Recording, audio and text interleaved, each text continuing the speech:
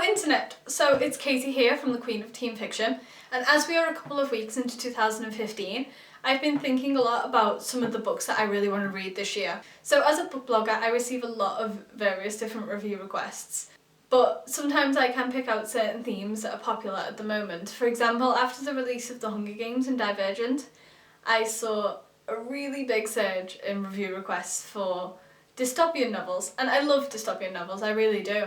But sometimes you just need to take a break from those topics, otherwise it feels like you're reading the same thing over and over again. So I came up with a list of 5 things that I would really like to read about this year.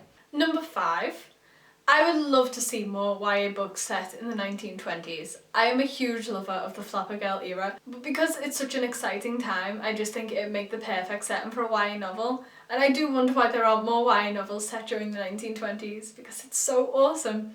The only series that I can think of really that's set during that time is the Flapper Girl series by Gillian Larkin. If you have never read that series, then you need to pick it up because it's amazing. So I would really like to see more Flapper Girl books this year.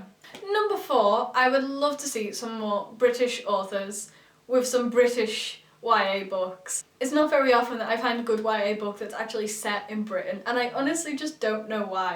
I know Year 9 doesn't sound as exciting as a sophomore, and a British high school isn't the most romantic place to set a novel, but we should still have books set here. I've read a couple of debut novels by British authors that really haven't received the recognition that they deserve.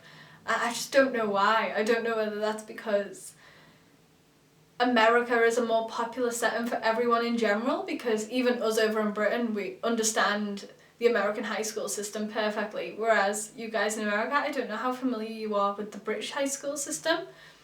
I don't know whether that's a factor in it, but that's the only thing I can think of as to why British YA isn't as popular. And it should be, because we have some fantastic authors here. So yeah, I'd like to see more of that in 2015. So the third thing I want to see more of in 2015 is more historical based stories. And I don't mean the historical romances that you normally get. I mean stories that involve maybe the war, maybe the First World War or the Second World War. Ever since reading Between Shades of Grey by Ruta Sepetys, which if you haven't read that book you need to check it out because it is fantastic, I have wanted to read more books that shine a light on lesser known parts of history. Because that book, if you haven't read it, it's set during the time of just after the Second World War, so it's not actually about the parts of the war you hear about all the time, like the Holocaust.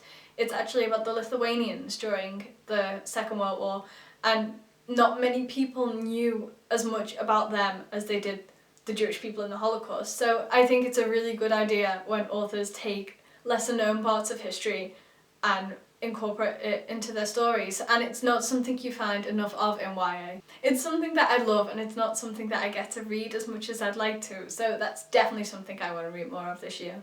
The second thing, and I am a bit biased on this because I wear glasses myself, but I would really love to see a female protagonist that rocks a cute pair of glasses. We have a couple of guy characters in YA stories that wear glasses. Obviously the most famous glasses wearer in books is Harry Potter, but there just aren't enough girls wearing glasses. I can think of a couple, like Kath in Fangirl for example, but she's the typical type of character that you'd expect to be wearing glasses because she loves reading and she does writing and she writes fanfiction online, and because she is the stereotypical nerd in a way, and characters like that, you expect them to be wearing glasses. Why can't we see more girls in action novels or fantasy series that rock a cute pair of frames? I would love to see that. If Harry Potter can fight Lord Voldemort in glasses, then I am pretty sure girls can do the same. And the number 1 thing on my reading wish list for 2015 is to find a book, either standalone or a series, that incorporates Egyptian history into the story. I love the ancient Egyptians, and I think it's such a fascinating time in history, and it's got so many myths and legends surrounding it.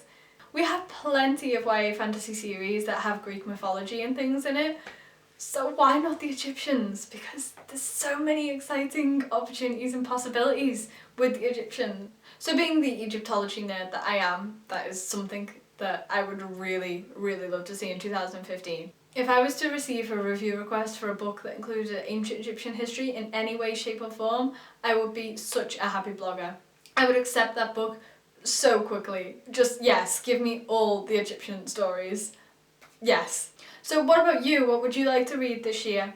Is there a specific theme that you would like to read about in a book? Something that you don't see covered enough in YA books? Let me know in the comments below, or you can go and visit me on my blog and find out how to get in touch with me there. I'll put the links in the section below.